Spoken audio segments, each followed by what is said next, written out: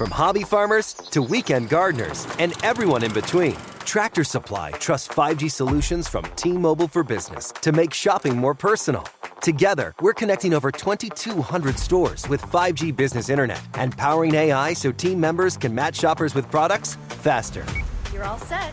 This is enriching customer experience. This is Tractor Supply with T-Mobile for Business. Take your business further at T-Mobile.com/now. This is Doug Gottlieb from All Ball with Doug Gottlieb. Listen, I'm going to get serious for a minute. The hate in our country is getting out of control. In fact, it's sadly at an all-time high. But it's going to take all of us to stop it. I mean, we're all on the same team in this country. So let's take a break from our hate so our team can regroup. We need to take a time out against hate. Visit standuptoallhate.org to help. And join me in calling for Time Out Against Hate by following at What's Up With Hate or posting the blue square emoji. The NFL Draft is now officially open. This is draft season presented by Moody's, a proud partner of the New York Giants. Decode risk, unlock opportunity. Learn more at Moody's.com. John Schmeelk, Tony Pauline from Sportskeeda. I am fresh off about a day and a half. Arrived on Monday morning around 2 a.m. back from Munich with the New York Football Giants. Fun trip. It's good to be back with you, Tony, talking about draft prospects. Last week, if you didn't check it out, we did Tony's risers and sliders on offense. Today, we're going to look at the defensive side of the ball. Tony, I'm pumped to talk some college prospects with you, man. How are you? I'm okay. More importantly, how are you? We want to hear your breakdown about Germany. You promised to talk about pretzels. I wanted to hear about the beer there. Yeah, I think one interesting thing about German pretzels, while they are excellent, they're not like the warm, soft ones. They're usually not served hot, and they're not crispy, but they're not soft either. So it's like a good cross between. They were excellent. Had my fair share of beer over the course of the week, obviously, when I had some free time and I wasn't on Giants hours. But I got to give German fans credit, man, Tony. They were into it. Giant jerseys everywhere, but jerseys of all sorts of NFL teams all over the place. I was walking around downtown on Saturday, and just jerseys everywhere, and fans super excited. You know, the last few teams in NFL Europe were all in Germany, and I really think they have an affinity for the game. So I think even more so than London, where I think it's more of a spectacle, I really do think there's like a legitimate NFL fan base in Germany if the league wants to make this a regular stop every year. Yeah, well, don't say that too loud because Roger Goodell keeps talking about moving the Super Bowl overseas. That'll just give him more boost. Now, let me ask you something. Were there a lot of American fans that flew over to Germany for the game, or were the majority of the people wearing Giant jerseys German citizens? I met a lot of people that flew over, but there were a ton of Germans wearing NFL jerseys, you know, of all teams. So I think there is a legitimate local, you know, affinity for American football. And I don't think we talked to somebody about this last week when we were out there, one of the NFL folks, and I don't think the Super Bowl is going to be in Europe anytime soon, to be honest with you. But Goodell did talk about in the next few years, maybe trying to have 16 games, one for each team in Europe every year. Or I shouldn't say in Europe, internationally, whether that's Europe, Mexico City, Brazil. They're talking about Australia, maybe Japan. So if you work or cover an NFL team, you better get your passport ready because everyone's going to be traveling pretty soon for these games. One last thing on the beverages. You said the pretzels were not warm. Was the beer room temperature or cold? Oh, no, it was cold. It was cold. Okay. Yeah, cold. Oftentimes they serve, I've been there, it's room temperature, which, really? Cold pretzels and warm beer, that's not a good mix. No, not a good mix. No, the beer in my experience was cold. So that was not an issue. And we had a great time. Germans were great hosts. And can't wait to go back. It was a lot of fun. All right, Tony, so let's talk about the weekend in college football first, and we'll start with a big SEC matchup with these two teams that are trying to get into the college football playoffs, and Ole Miss certainly helped their cause. A 28-10 win over Georgia. Both those teams now with 2 losses. Ole Miss at 8-2, Georgia at 7-2. And, you know, Jackson Dart, his numbers, certainly not what they were the prior week when we talked about his, 400 yards passing and 5 touchdown passes, whatever it was. But he did enough to get the win against Georgia. Yeah, you missed some good games this weekend while you were enjoying your German beer and pretzels. Yeah, I told you, I was all psyched. I'm like, Alabama, LSU. Wait, it starts at 2 a.m. I guess that's not happening. Oh, you didn't miss much with that. That was a disaster, that game. But I mean, this was a must-win for Mississippi. And what happened was early on, Jalen Walker the junior linebacker, who I think has now established himself as a first-round pick. They sent him upfield on the blitz. He had a great inside move. He hit the quarterback, which caused an interception. The first series that Mississippi had the ball, and you're like, uh-oh, Georgia's going to pounce on him with all its great talent. But what happened was Mississippi kind of settled themselves, and you talk about Jackson Dart. You don't know. Jackson Dart was basically playing on one leg because he hurt his ankle. I believe midway through the first quarter, they took him off the field. The freshman quarterback came in, drove them down for a field goal. And Jackson Dart wasn't great, but what he did was he kept his team in the game, and he kept continually move that Mississippi offense into scoring position where they would either get a touchdown or a field goal. So Dart didn't have great numbers, but he really played a good game as opposed to Carson Beck. Tony, I had a question for you real quick before we go to Beck. Did Dart have that 28-yard run before or after the ankle injury? After the ankle injury. Wow. After the ankle injury. Yeah, that was late in the game when it was still kind of close, and that 28-yard run kind of broke the gates open for Mississippi. Whereas Carson Beck, he could not convert. He could not move the field. We talk about Cam Ward, how Cam Ward always seems to have an answer. Carson Beck doesn't have an answer. Had an interception on a tip ball, didn't have his 3-interception game, but again, it's hit and miss with Carson Beck. He makes some incredible passes, and then he gets very streaky. He can't move the offense. He does a great job when his back's against the wall and they're down by 21 points, but you can't play like that every week. And he really didn't have an answer. A very uninspired play by Carson Beck, who I believe continues to tumble down draft boards. And I don't think it's out of the question that Carson Beck, who a lot of people thought would be a top 10 pick, ends up falling out of the first round because he's just not been good this year. Why did Trevor Etienne only have 6 carries?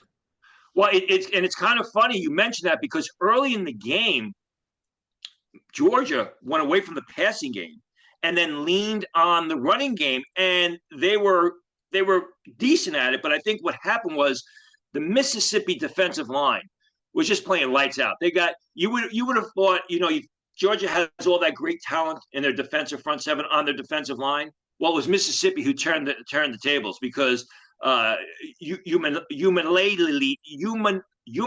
Lee Ellen. I broke that down. Human Lee Ellen. That's pretty good, Tony. Good job. Human Lee Ellen had 5 tackles, 2 tackles for loss, 2 sacks. And they just couldn't stop him. I mean, the Georgia offensive line had their head on a swivel because they were being overrun by Mississippi. So I think it was the fact that they couldn't get Carson Beck going, and the Mississippi defensive line just basically did not allow Georgia to breathe. Yeah, no question about it. Just a really nice job. Who else from this game jumped out at you, Tone? Yeah, Jared Ivey, the big defensive end, 6'5.5", 283 pounds. Runs in the 4.7s, had some really nice plays. He's a guy who's got first-round measurables. He plays like a top 100 pick on occasion, but he's been a little bit streaky. He's starting to turn it on now at the right time. So both him and Princely played incredibly well. I mean, the Georgia defensive line really was neutralized by Mississippi, who I thought, besides Jackson Dart, did a terrific job. All right, let's go over to Miami, Georgia Tech. Obviously a bad loss for Miami, their first loss of the year, 28-23. I still think they'll be in the playoff picture after this loss, Tony, but now you're one more loss. You never know what you're going to look at. And I did not see the game. As you mentioned, I was in Munich at the time change with Giants events. It was impossible. But I did see that final play from Cam Ward on the last drive trying to come down to win the game, where he held it and kind of danced around the pocket a little bit too relaxed, got stripped. So I sense we got like every shade of Cam Ward that you would want in this game, where you got some good, 25 of 39, 348, 3 touchdowns, but then we saw some of the bad with the decision-making with the turnover at the end. Yeah, I think, first of all, from a team perspective, Miami's been living on the edge. They had to pull it out late against Virginia Tech. They've had some games that they've really had to pull out late. And Georgia Tech got up early, and Miami just couldn't come back and win the game. I think what you look at Ward's numbers, 25 of 39, 348 yards, 3 TDs, no interceptions. You're like, wow. But when you watch the film, he shows that great patience. He shows that great intuition, but there's just too much improvisation on his behalf, which kind of leads to disaster. You talked about the last play. I mean, he holds the ball too long. And I think he just thinks he's going to make plays, which he usually has. But oftentimes, it happened a couple times in a Georgia Tech game, he's holding the ball too long. He's getting sacked. That last sack led to a fumble, which ended the game. Georgia Tech wins. He's not going to be able to do that on Sunday. So while definitely heading in the right direction, the way Carson Beck is playing, the way Quinn Ewers is playing, the way some of the other top guys are playing, Cam Ward's obviously going to be in the conversation for the first quarterback selected, but still, that propensity to hold the ball too long, I think, is something that's going to be talked about as we lead up to the draft, something that the scouts and the coaches are going to talk to Cam Ward about during those combine interviews. And that's something that again, you can't do that in the NFL, right? You got to get the ball out in 2.7 seconds. And the other top quarterback, I know he's on your list here, but I think your comment is telling. Shedeur Sanders is another guy that I know he doesn't have great protection in Colorado, but he tends to hold the ball too, runs backwards sometimes. So those are two guys those are some of the things like pocket management and timing that I think the NFL teams are going to lock in on, even though they have a ton of arm talent. Yeah, absolutely. And I think the other thing is, while we praise Cam Ward and some of his receivers as well, we should. I mean, the Miami Hurricane defense has been disastrous this year, and they've got some NFL talent. Tyler Barron, the defensive end, Akeem Mesidor, the quick, explosive defensive tackle, Francisco Muega, the inside linebacker, and they're just getting hammered. I mean, these are guys who are early to mid day three prospects, and they're getting run over by the opposition. So while we talk about Cam Ward and how his draft stock is rising, just about all of those Miami Hurricane defensive players who we thought could sneak into the late part of day two, maybe fourth round type prospects, they're all dropping down draft boards. 271 rushing yards in this game for Georgia Tech. They just pounded the ball on the ground on their way to victory. All right, Tony, Michigan, Indiana. That was a game, obviously. Indiana's had an unbelievable season thus far in college football with their new coach, Scignetti. They're very excited, and it was a little dicey at times, but they held on for the 2015 win. And again, Curtis Rourke, a Jackson Dart type of performance. Not great, 17 of 28, 206 yards, 2 TDs, 1 interception, but got the job done. Answered the bell and was able to answer when Indiana needed it. They were down early in that game. That Michigan defense was relentless. 2 sacks, 4 tackles for loss. They're a very talented front four, yet Rourke stood in there. And again, we talk about these top quarterbacks, how they have disappointed. Rourke is not disappointed. He's going to be an interesting evaluation moving towards the 2025 NFL draft. I'm sure we're going to see him at a postseason game. I'm sure we're going to see him at the combine. And he's a guy who really has answered the call. Now, Indiana plays Ohio State in 2 weeks. And, Ohio State has a lot of talent on the defensive front line, even in the defensive front seven. So that's going to be another telling game for Curtis Rourke, who doesn't have the greatest offensive line in front of him, yet finds ways to make plays and finds ways to move his offense down the field. Obviously, Tony, there's still a lot of pro talent that's going to get drafted high on that Michigan defense, even though their offense have struggled this year. How do you think they performed this week? Oh, they were relentless. I mean, Rourke at times was running for his life, and they were constantly in his face. I thought Mason Graham played well. They had some good Josiah Stewart off the edge. I thought that they did a very good job. The problem with Michigan is their offense. I mean, they lost all those offensive linemen last year. They can't get the quarterback situation settled. I think the running game has been disappointing, especially compared to what it was when Jim Harbaugh was there. But then again, you look at how many of those players from last year are now on NFL rosters. The Michigan defense is real good, though. Absolutely. You don't have it on your rundown here, Tony, but since I mentioned it briefly, I want to just touch on that Alabama LSU game. Alabama blew out LSU 42-13.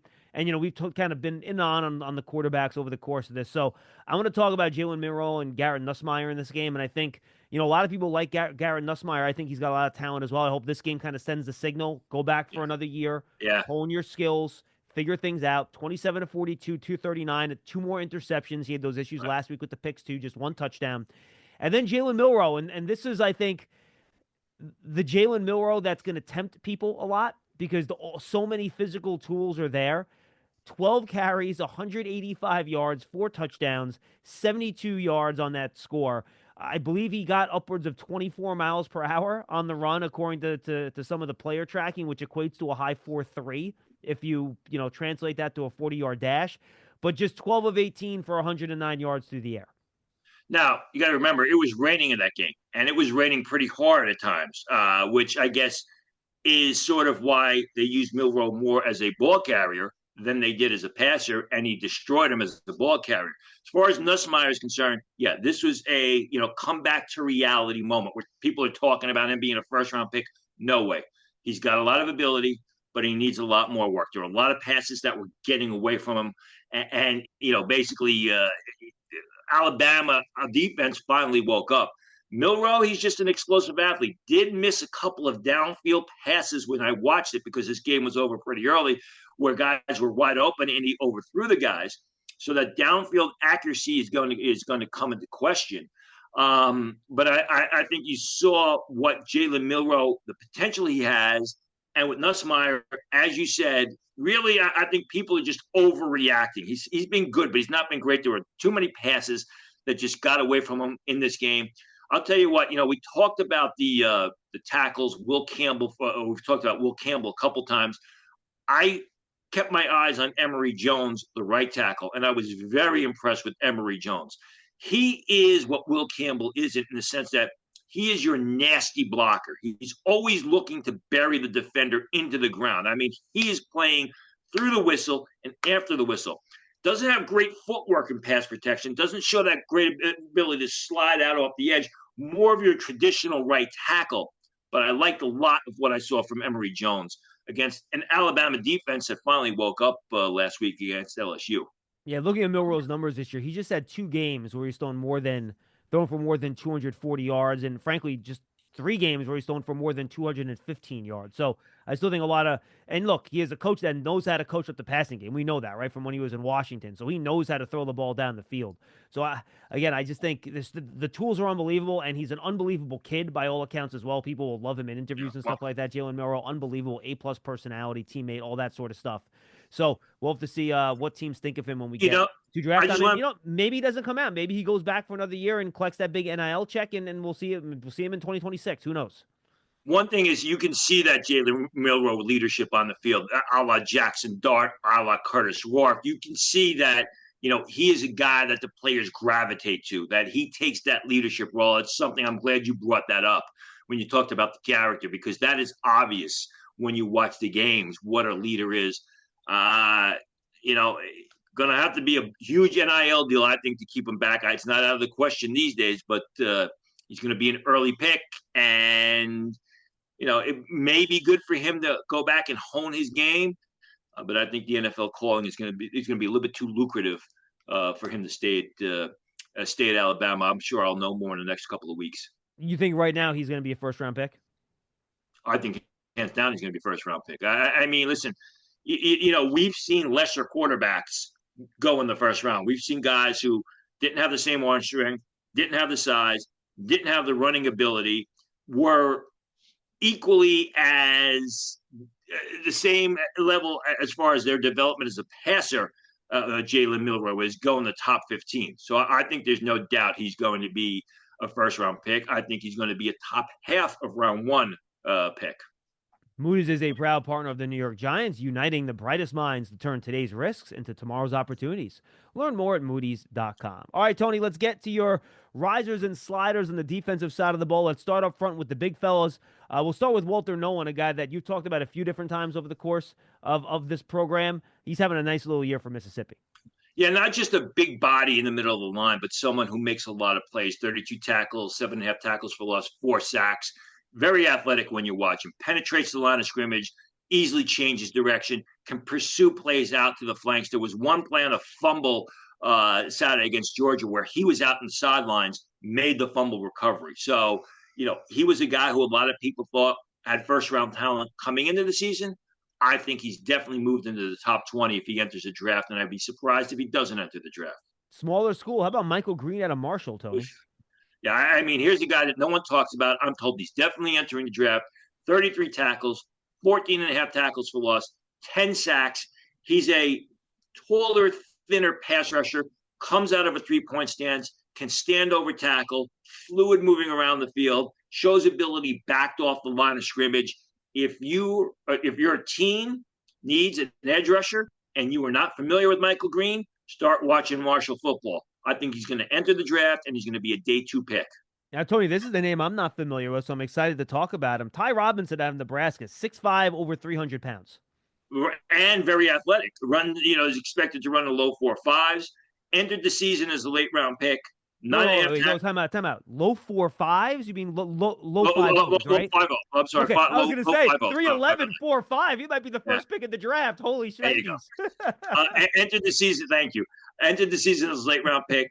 9 tackles for loss, 5 sacks, always making plays. And if you watch Nebraska, they line them up all over that defensive line. They line them up out on the edge. They line them up over nose tackle, at nose tackle. They line them up at defensive tackle, a guy that can be a defensive end in a 3-man front. He could be a defensive tackle. Your inside guy can play end in a 4-man front.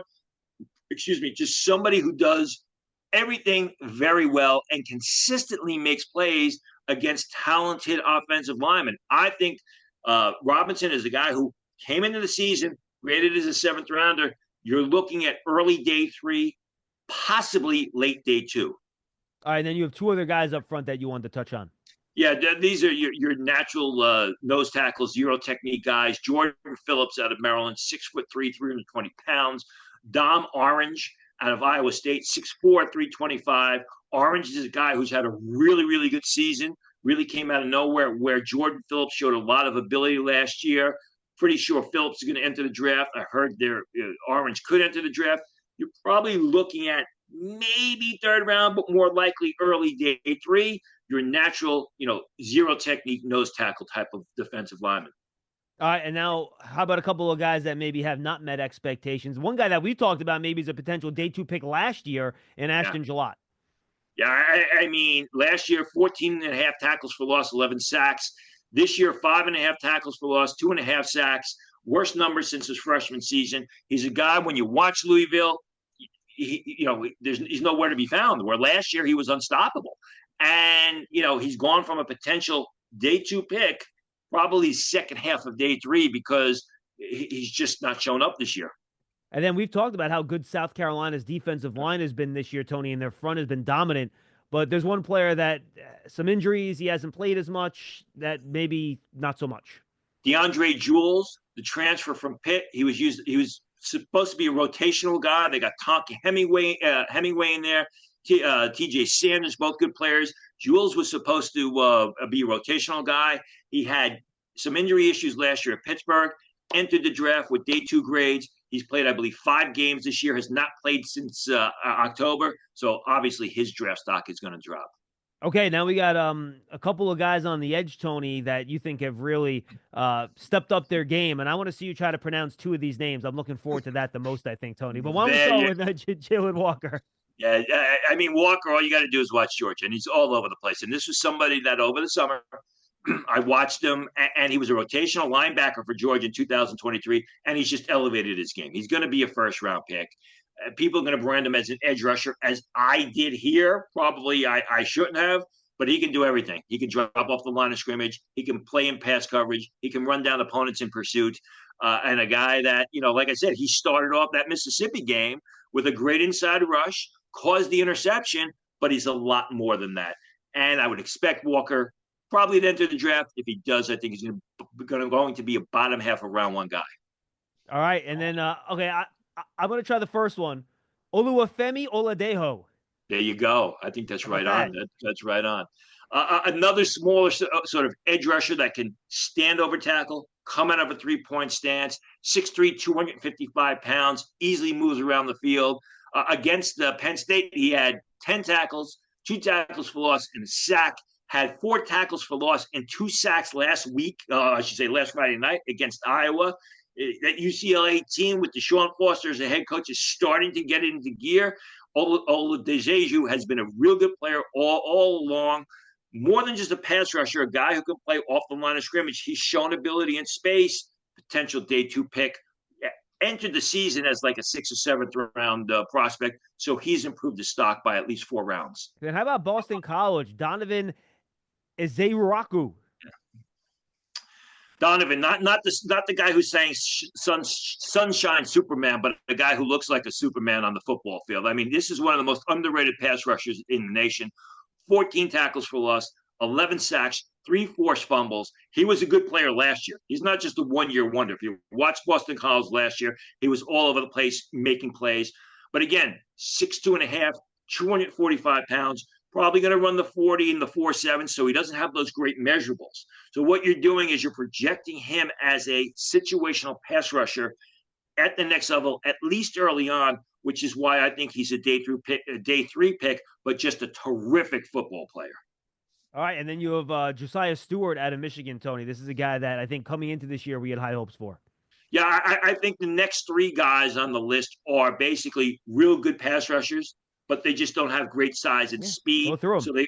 So they all kind of fit together in the late rounds. Josiah Stewart, 6'1", 241 pounds, runs in the 4.7s, 11 tackles for loss, 6.5 sacks this year. I mentioned him earlier in the Indiana game, constantly getting pressure, constantly making plays up the field. But these are guys who are going to have to learn to make plays off the line in space. Antoine Powell Ryland of Virginia Tech, same sort of situation. Entered the season with priority free agent grades, 14.5 tackles for loss this year, 13 sacks. Last year, 14.5 tackles, 9 sacks. If you watch the Virginia Tech program, they have a history of these smaller one-gap defensive ends, these smaller edge rushers. Antoine Powell Ryland fits that mold. It's going to be a late-round pick. And then Kyle Kennard. I mean, Kyle Kennard, in some areas of the scouting community, was graded as a reject, a guy who had no chance. 13.5 tackles for loss, 9.5 sacks. If you watch him, he handled Will Campbell of LSU pretty well early this season.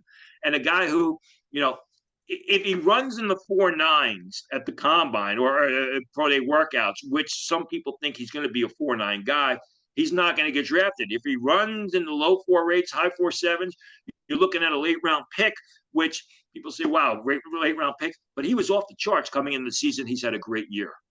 All right, now let's go to some of your sliders at the edge position, Tony. These are some of the guys on our first couple shows. Yeah. We were talking about potential top 10 picks here. Some people thought James Pierce of Tennessee was going to be the first pick of the draft. I mean, 7.5 tackles for loss, 5.5 sacks. The thing that concerns me about Pierce is when you look at him, he's just a tall, thin guy. He looks like a small guy. So, you're going to have to really protect him at the next level. Still think he's a first-round pick, but this was someone who was projected as the potential first pick of the draft. Then you have the duo at Ohio State, JT Tuimoloau and Jack Sawyer, who are playing in dribs and drabs. I mean, sometimes they show up, sometimes they disappear. Very streaky for 2 guys who are supposed to be very talented. I think the defensive tackles at Ohio State have played well, but these guys have not lived up to expectations, and their draft stock, as a result, has taken a hit. And then Patrick Payton of Florida State. I mean, it's been a disastrous season for Florida State, really from the get-go. Patrick Payton, there were people such as myself who thought if he had a big year, he could move into the late part of round 1. 4 sacks this year. At times, he looks like he'd rather be out fishing or, playing video games or something rather than being on the football field. That's going to be something that's discussed with him in the offseason. But Patrick Payton is a guy who, even if you didn't think he was a first-round pick, he's a day 2 pick. He's now fallen into the later rounds. All right, let's go to the linebacker position, Tony, a position that I think the NFL is dying for some real talent at that off-ball interior linebacker spot. Who are 2 guys that have really kind of stepped up this year? Which is kind of funny because it's been so ignored and dismissed and marginalized in recent years. I mean, Nick Martin of Oklahoma State was on fire early in the season until he injured his knee 5 games in. 47 tackles in 5 games, 7.5 tackles for loss. A guy who made plays up the field, a guy who made plays in pursuit. He was all over the place. You couldn't stop him. He was absolutely explosive. We'll have to see what happens with that right knee injury.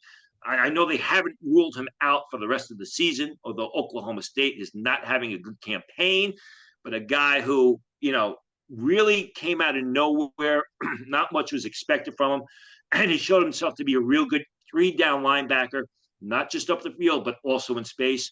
And then Sonny Styles of Ohio State, the former safety, 6'4", 240 pounds, runs in the 4.6s, 57 tackles this year, really learning to play more up in the box in a confined area as opposed to roaming the field at safety, has shown a lot of improvement in his game, and he's got outstanding measurables. All right, let's go to the defensive back position, Tony. A position where I think NFL teams always looking for corners. You have 4 guys here that you've liked the work that they've put in this year. And they're primarily safeties as opposed to corners. So you start off with Xavier Scott of Illinois. I mean, Illinois in recent years has become almost, DBU, if you will. They put so many good defensive backs into the league. Xavier Scott, 3 interceptions, 7 pass breakups this year. A year ago, he had 13 pass breakups. When I watched the film over the summer, I was like, who is this guy constantly making plays on the ball? It's getting to the point where opposing quarterbacks don't even throw in his direction. Now, the thing with Scott is he's probably not going to measure much more than 5'10". He's not going to hit that, that's that 6 foot even mark that a lot of teams want. Does that downgrade his draft stock a little bit? I'll tell you what, he's an outstanding cover corner, can play bump and run, can play zone, can play backed off the line of scrimmage. Nick Emanawari, somebody I've mentioned before, these 2 guys kind of fit in the same mold. Nick Emanawari of South Carolina, Malik Verdon of Iowa, linebacker size safeties. I mean, these are guys who go 6'2", 215, 220 pounds. Emanawari of South Carolina, 60 tackles, 6 pass breakups, 4 interceptions, 2 TDs. Verdon of Iowa State's got 58 tackles, 5 pass breakups. They're not natural free safeties. They're more, I don't want to say traditional strong safeties, but I think they're guys that you can use in sort of a zone system. If you're going to use your safeties to cover a third of the field, they can do that playing downhill. They've got excellent cover skills. I mean, you just look at the numbers, you watch the film, they can cover. They're not a liability in coverage. The question is, will teams see them as safeties or potential one-gap linebackers? But they're real good football players. Isaiah Nakobai of SMU kind of gets lost in the shuffle. He's more of your natural safety, 64 tackles this year, shows a lot of ball skills. All those guys that I just mentioned, the juniors, starting with Scott, I think there's a good chance that all of them enter the draft. Maybe Noah Kobai from SMU goes back to school. But these are all guys who I think are top 100, top 125 talents, with Xavier Scott being someone who could potentially fit into the late part of round 1. And I guess it should not surprise us, Tony, that the one guy on your slider list for defensive backs is Ohio State corner Denzel Burke. We've talked about the last few weeks. Has had some issues covering some of the better receivers in college football. And this seems to be a tradition with Ohio State. You get a highly rated cornerback who's going to enter his final year in college, and then he disappoints. We've seen it, Eli Apple. We've seen all these guys who don't play well their last year in college. And Denzel Burke has just gotten beaten time and time again. You watch the Denzel Burke in 2023, and he was a much better cornerback a year ago than he was this year, making plays, the ability to make plays with his back to the ball, not getting burnt. It's not been a good year for Denzel Burke, who a lot of people, including myself, thought had first-round potential. But I think right now you're looking at best, a third-round prospect. All right, those are our risers and sliders on defense, Tony. Before we say goodbye, Tony, what is your overall take on the defensive side of the ball of this draft class? Where are the strengths, where are the weaknesses, and what do you think of the group in general? I like the defensive line. I like the defensive tackle class. I think there are some solid edge rushers. The linebacker class is going to be disappointing, but that's because I think the position has been marginalized to a large extent. They take these undersized guys, and rather than using them as linebackers, they use them up the field as pass rushers. I think the cornerback class is questionable. I liked it coming into the season, but I think there have been some, uninspired play, like I mentioned with Denzel Burke. Your top 2 guys are injured right now, so we're going to have to wait and see what happens with the cornerback position, which is questionable. All right, can't wait to see it. So next week, I already have it scheduled. We're gonna have Dane Brugler join us. We're gonna record at our usual time on Tuesday. It'll probably air on Wednesday. His top 50, his updated top 50 list came out. Tony, I think you're gonna like his third overall player. It's a guy you love and you've talked about a lot. Take a guess. Who do you think it is? Jalen Milroe. No, Abdul Carter. All right, good. Well, Abdul Carter's my number one guy, so that's good to hear. I know. Good to hear. People beating you to the bandwagon, Tony, or jumping on the bandwagon with you. There you go. With him there. So we I like to want see a that. raise. Yeah. Dane's one of our favorite people, so he'll be with us next week at 11. And then I think we're going to take Thanksgiving week off like we did for the last short week we had here. And then Tony and I will be with you every week from then on until the NFL draft. So make sure you hang with us. We'll start getting the college football conference championship games. We'll have the college football playoff, which Tony will be great. He'll give us like 4 weeks of content with all those great playoff games. That'll be wonderful. We'll have all that. Or 3 weeks. How long is the college football playoff? 3 weeks? 4 weeks? I think it's 4. 4, right? I think it is 4. So we'll have all that for you as we continue to cover college football and the NFL draft for you right here. You can find draft season, of course, on the Giants app. You can find it at giants.com/podcast. Remember, this is a draft podcast. It's not a Giants podcast. So just search for draft season on your favorite podcast platform and it will arrive. Tony, anything fans should be keeping an eye on at Sportskeeda that you have going up in the next couple days or just went up? No, I think the thing to keep an eye on are the underclassmen, the news on the underclassmen, which underclassmen I'm hearing are going to enter the draft, which underclassmen have already committed to an agent. There was a story published on Saturday. All 4 underclassmen, all the top underclassmen from Michigan, I'm told, have decided on representation, are going to enter the draft. Mason Graham, the defensive tackle, Kenneth Grant, the defensive tackle, Will Johnson, the cornerback, who's been struggling with injury, and Colston Loveland, the tight end, who'll be the first tight end off the board. I'm told all 4 of those guys are going to enter the draft. We'll have another article this week, so that'll be the big news for the next for a month or so until college football season ends as to which underclassmen are expected to enter the draft. A little trickier this year as well as last year because, as you mentioned earlier, those NIL packages can be attractive and pull those guys back in. Tony, good stuff, my friend. I appreciate it. Look forward to next week, John. Me too. We'll have Dane Brugler with us right here on Draft Season, presented by Moody's, a proud partner of the New York Giants. Decode risk, unlock opportunity. Learn more at moodys.com. We'll see you next week, everybody.